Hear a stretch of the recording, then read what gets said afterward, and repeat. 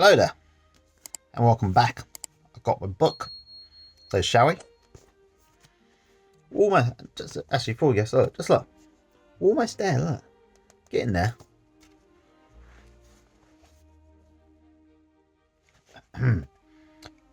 I'm important, and you're important too.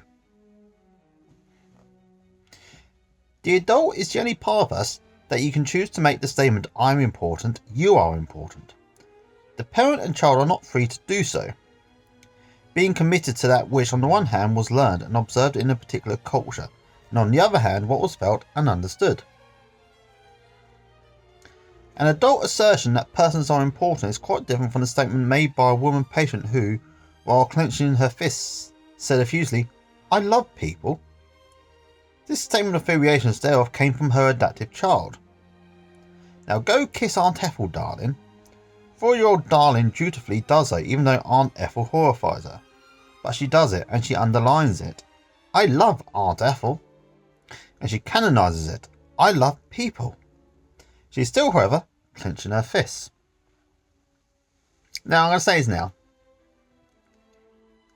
You really shouldn't teach your kids to do things that, or pressure them into doing things that make them feel really uncomfortable. I mean, it's a bit, I know it's going to be a bit sad for Aunt Ethel not to get the kiss, but if the kid really doesn't want to kiss their aunt, you really shouldn't pressure them into doing so. Because that just leads to them really having a misunderstanding of consent. And it leads to them being manipulated to do other things they don't want to later in life because they've been raised with the, you don't want to, but you should do it anyway mantra. Excuse me, getting a bit comfy at the back here. So, just remember that next time someone doesn't feel comfortable doing something, just think about it, alright people? We must all examine our own versions of I love people to understand how we really feel and where this data is coming from. Most of us claim certain beliefs, but often they are the products of child acceptance of parent indoctrination, rather than the conclusions of the adult on the basis of a purposefully attained body of data. The adult's approach to the worth of persons, in contrast, would follow these lines. I'm a person, you are a person. Without you, I'm not a person, for only through you is language made possible, and only through language is thought made possible, and only through thought is humanness made possible. You have made me important, therefore I'm important and you are important. If I devalue you, I devalue myself. This is the rationale of the position, I'm okay, you're okay. Through this position, only are we persons instead of things. Returning man to his rightful place of personhood is the theme of redemption, or reconciliation, or enlightenment. Central to all of the great world religions. The requirement of this position is that we are responsible to and for one another, and this responsibility is the ultimate claim imposed on all men alike. The first inference we can draw is, do not kill one another.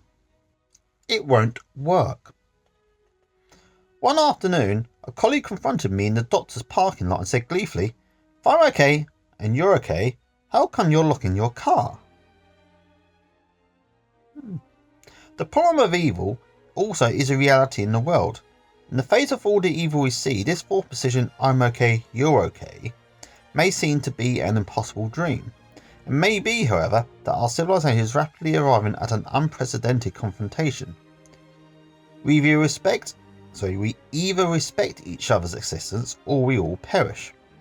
And even in a most detached manner, we would have to say this would be a shame, to bring an end to what has taken so long to build. Tarlard, who with exquisite wonderment perceives the unfolding of the universe as a refining and converging evolutionary process which is still going on.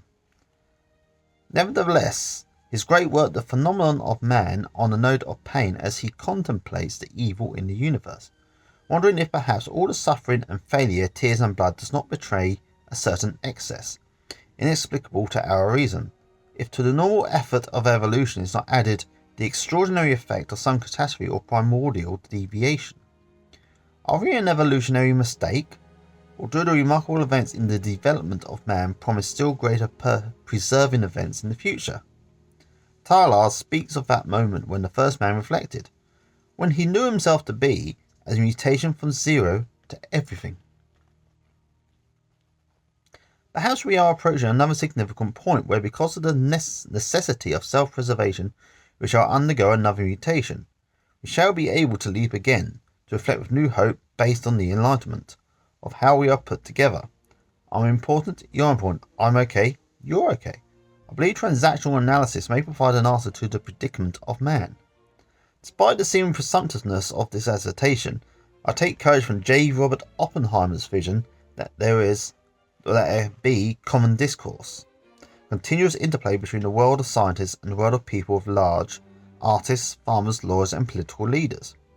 In 1947 he wrote, "Because most scientists, like all men of learning, tend in part to be teachers, they have a responsibility for the communication of the truths they have found. In his view expressed in 1960, men in high intellectual enterprise must contribute to the common culture, where we talk to each other not just about the facts of nature, but about the nature of the human predicament, about the nature of man, about law, about the good and the bad, about morality, about political virtue, and about politics. We have a responsibility to apply our findings on the observation of the transactions between persons to the broader problem of the preservation of mankind. The original game is the original sin." I believe it is possible from the data at hand to say something new about the problem of evil. Sin or badness or evil or human nature, whatever we may call the flaw in our species, is apparent in every person. We simply cannot argue with the endemic cussedness of man. I believe the universal problem is that by nature every small infant, because of what culture he is born into, because of his situation, clearly the human situation that is, decides on the position "I'm not okay, you're okay," or the other two variants of the theme "I'm okay, you're not okay," or "I'm not okay, you're not okay." This is a tragedy, but it does not become demonstrable evil until the first game has begun. The first ulterior move is made towards another person to ease the burden of the not okay. This first retaliatory effort demonstrates his intrinsic badness, or original sin, from which he is told he must repent. The harder he fights and the greater his sin, the more skillful become his games, the more ulterior becomes his life, until he does in fact feel the great estrangement or separateness which Paul Tillich defines as sin. What he does is not the primary problem, it is rather what he considers himself to be. Tillich says, "Before sin is an act, it is a state. Before games were played, a position was taken. I'm convinced we must acknowledge that this state, the position of 'I'm not okay, you're okay,' is the primary problem in our lives, and that is the result of a decision made early in life under duress, without due process and without an advocate. But as we see the truth of the situation, we can reopen the case and make a new decision." One of my patients said, "I play a game of internal courtroom, with my parent acting as a judge, jury and executioner. It's a fixed trial as my parent decides in advance that I'm guilty. I never realised that a defendant is entitled to a lawyer. I never attempted to defend my child. My parent did not permit me to question its judgment.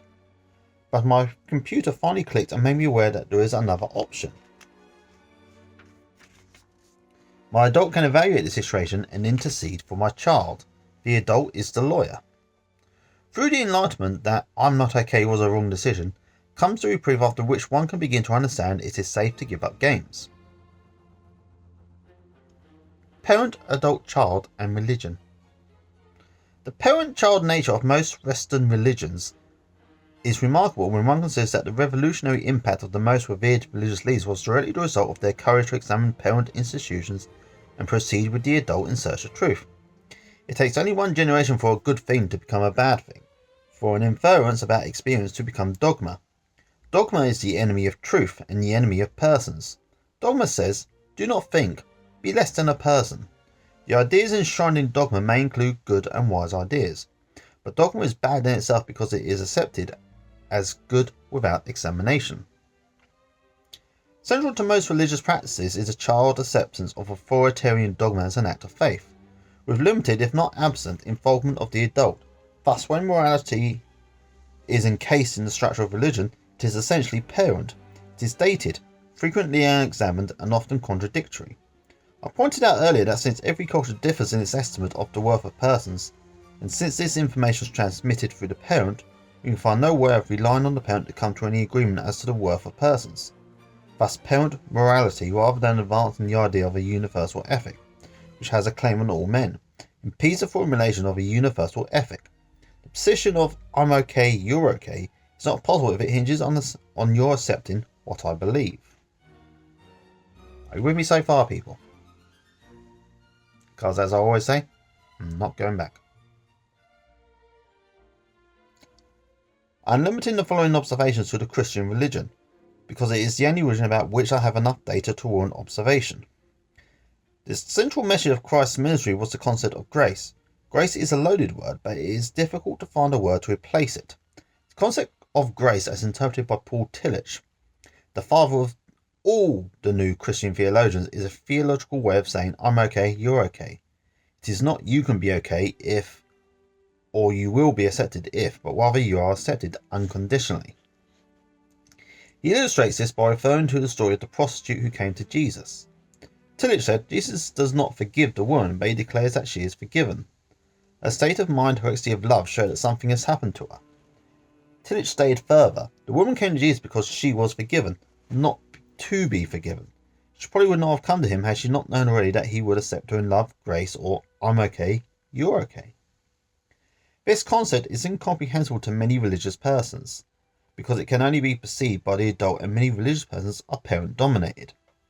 The parent has too many reservations about the other guy and reads the creed you can be okay if. The child, on the other hand, has devised many games to evade the judgment of the parent. An example of such a game is religious Schleemel. Schleemel? A variation of the game Schleemel described by Byrne. There'll be a thing on the screen describing Schleemel. This is a game wherein the sinner, who is it, goes through the week foreclosing his tenants, underpaying his employees, belittling his wife, yelling at his children, spreading gossip about his competitors, and then on Sunday says a sing-song, I'm sorry to God, thereupon leaving the church with the assumed assurance that 12 o'clock and all's well, which is the payoff. However, not all sinners are such blatant game players. However, because their internal religious dialogue is predominantly parent-child, they are continually caught up in an anxious scorekeeping of good and bad works. Never sure of how they stand, Paul Tournier states that religious morality substitutes for the liberating experience of grace, the obsessive fear of committing a mistake. If, like Tillich, we understand our primary problem as a state, an estrangement that is, a not okay position or sin, singular, and not as an act, acts of sin, games to overcome the position or sins, the plural that is, then we see the ineffectiveness of confession of sins over and over again, producing change in a person's life. Tillich says that for some people, grace is the willingness of the divine King and Father to forgive over and over again the foolishness and weakness of his subjects and children. We must reject such a concept of grace, for it is merely childish destruction of human dignity. Such a view only adds to the not okay. It is the position which we must confess, or acknowledge or comprehend, then it becomes possible to understand games and to become free to give them up. A confession by the adult is quite different from a confession by the child. Whereas the child says, I'm sorry, I'm not okay, please forgive me, isn't it awful? The adult can make a critical assessment of where change is possible and then follow through. Confession without change is a game.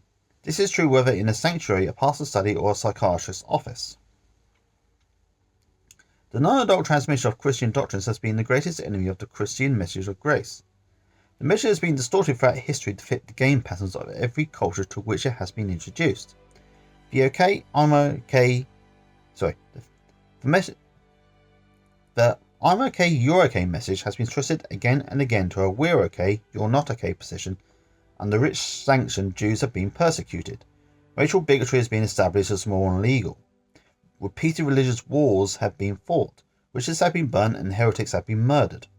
The doctrine of grace, i.e. I'm okay, you're okay, is hardly recognisable in such doctrines as the elect and predestination preached by the parent damning and child ranging Aylmore and Jonathan Edwards, who saw the glories of heaven in terms of ringside seat at the right hand of God to watch the spectacle of the damned burning in hell.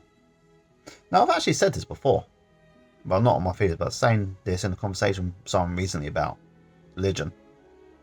I've always been of the opinion that we should try to make heaven here. As opposed to just doing whatever we feel is necessary to get to heaven up there. We should be trying to make it here, where we are now. Earth. Whatever country we're in, we should be trying to make heaven here. Not go to it. Obviously, people want to go there if such a place does exist. But we should be trying to make it here first. Or at least trying to get something close to it. This was hard gameplay designed to make individuals squirm. Many ministers today keep their cool about questions of the sin, and repentance of individuals have turned their attack on the sin of society in an attempt to make society squirm. This attack varies from a mild sociology lecture to an angry assault against social injustice. However, slums and ghettos and putdowns are not going to disappear. In society, useless slums and games disappear from the hearts of people. A convincing example of this is the outcome of the vote on California's Proposition 14 in 1964. This in effect was a proposition against fair housing. Society's stand was clear. Almost every organisation in the state officially opposed it. Almost all religious organisations, Board of Education, the major political parties, Chamber of Commerce, labour unions, the State Bar Association and the PTA, to name just a few of the representative organisations. Yet the proposition won by a 2-to-1 vote. What society should do is one thing, what individuals dare do is another. Failure to make a difference in these relevant areas has driven many ministers to despair, has caused many to leave the ministry, and has pushed others back into a resigned acceptance of the conservative view, in which, despite lofty doctrinal pronouncements, the church in effect is a repository of parent dictates designed to keep things as they are. Cooperate with the Chamber of Commerce, pay for the building, baptise, marry, and bury. There is goodness in much of what is done, but considering the state of the world, these activities are hardly enough. Young clergymen graduating from seminaries today, inspired by Bonhoeffer, Tillich and Buber, become depressed and disillusioned when they find they have been hired to referee the games of the church, babysit, plan nice social events for young people, and keep young girls from getting pregnant. The contrary is that we don't really have to change after all. We are such a nice people. It is highly probable that the historical Jesus would be turned away from many Sunday morning worship services. Jesus was called a wine-bibber and a glutton because he enjoyed the communion of ordinary persons. The 20th century WASP, otherwise, which is slang term for a white Anglo-Saxon Protestant, by the way, it's a term mostly used by racist people who see themselves as better than others. There is in this country anyway. Parent says, you are judged by the friends you keep. Don't associate with, so I can turn this down page, with their kind. Jesus said, feed my sheep. The parent says, that's what we pay our preacher for. Jesus said, blessed are the poor and the meek. The child says, mine's better than yours. Jesus said the greatest commandment is, thou shalt love the Lord thy God with all thy heart and thy neighbour as thyself. The parent says, we don't want them moving into our neighbourhood. The child is involved too. The child is afraid of them. Unfortunately, many of the people whose adult cannot buy all that inconsistency and hypocrisy have, as in the case of the baby in bathwater, dumped Christ's original message along with the muddy waters of Christianity. It is to the task of restoring the simple message of personal liberation and clearing away the mud of institutional dogma that the new theologians have turned their efforts. Personal liberation is the key to social change, and if the truth makes us free, then the church's principal function is to provide a place where people can come to hear the truth. The truth is not something which is being brought to finality at an ecclesiastical summit, meeting, or bound in a black book. The truth is a growing body of data of what we observe to be true. If transactional analysis is a part of the truth which helps to liberate people, the churches should make it available. Many ministers who have been trained in transactional analysis agree, and are conducting courses in transactional analysis for members of their churches, as well as using it in pastoral counselling. And that, people, is where the video ends today. I hope you've learned something. I know I have. And just want to say, I don't say it's enough, but I love each and every single one of you who's here with me, okay? I understand these reading videos aren't for everyone, which is fine, because, that's life. But anyway, just want to say I love you all, and I hope you all take care of yourselves. So until next time, bye.